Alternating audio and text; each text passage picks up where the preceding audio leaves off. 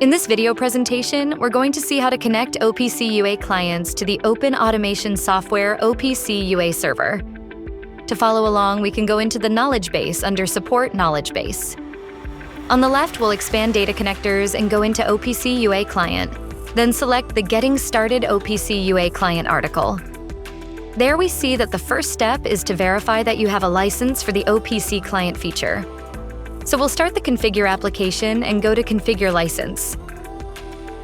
If you scroll down, you'll see a list of enabled products on the left, and you'll want to verify that the OPC Client feature is enabled.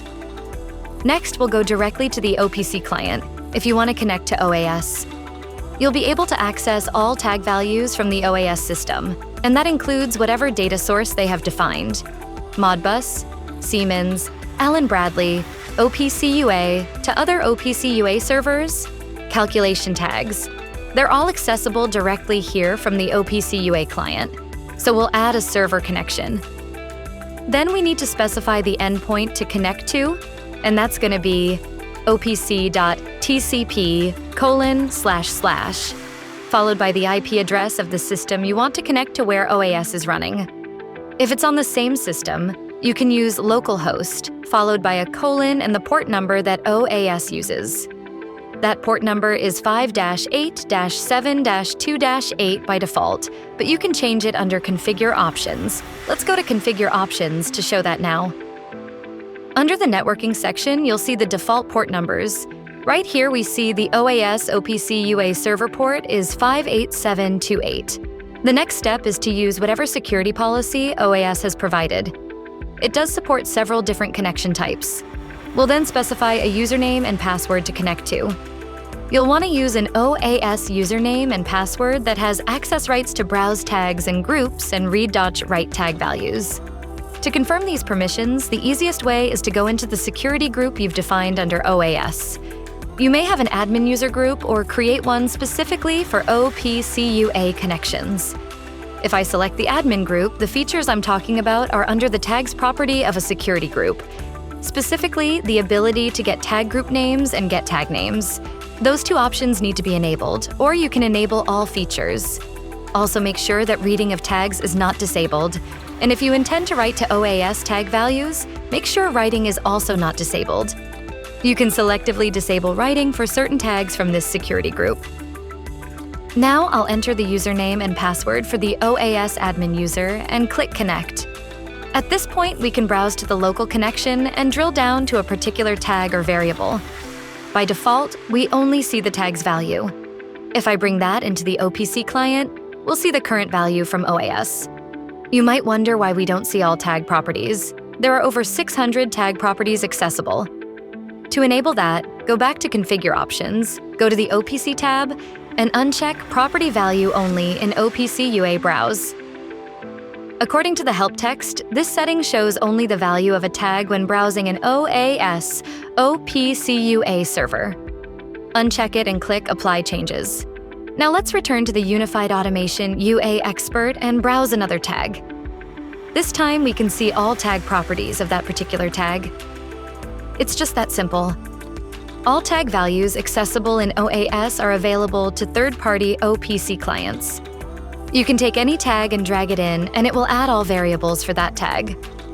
For example, here we see time on and counts features for a pump tag are not enabled, so they show as bad quality, but all the rest of the tag's values appear correctly.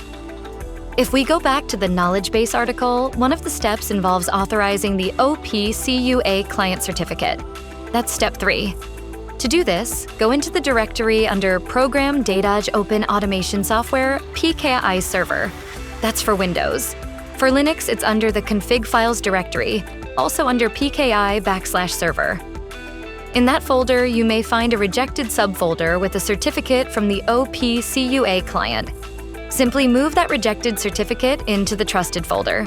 If you need to share the OAS certificate, which is self-generated, go into PKI/server/own/certs. You'll see the Open Automation Software certificate there, which you can share with the third-party client for verification. The OAS OP UA Server also supports networking. There's an example of both basic networking and live data cloud networking. To demonstrate this, I'll go back to where I was browsing tags from the OPC server. Under the network node, I have an IP address defined that lets me browse to other OAS nodes. To set that up, go to Configure Options. And under the Networking tab, scroll to the bottom. You'll see a list of network nodes. Click Edit to add a remote node.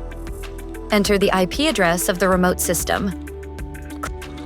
Click OK, and apply changes. Back in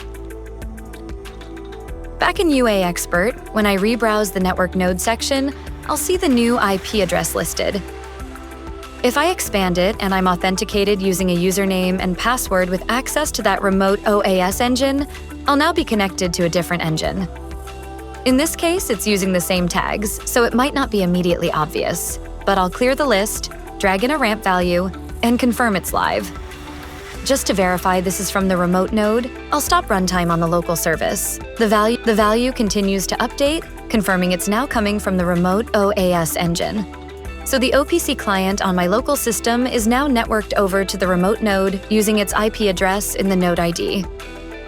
This type of network access works with both basic networking and live data cloud networking. You can explore more about networking under the Networking tab in the knowledge base. That's essentially what we're doing here. Connecting a third-party OPC client to the OAS OPC UA server using basic networking access to an edge node, 1926.168.10 in this case.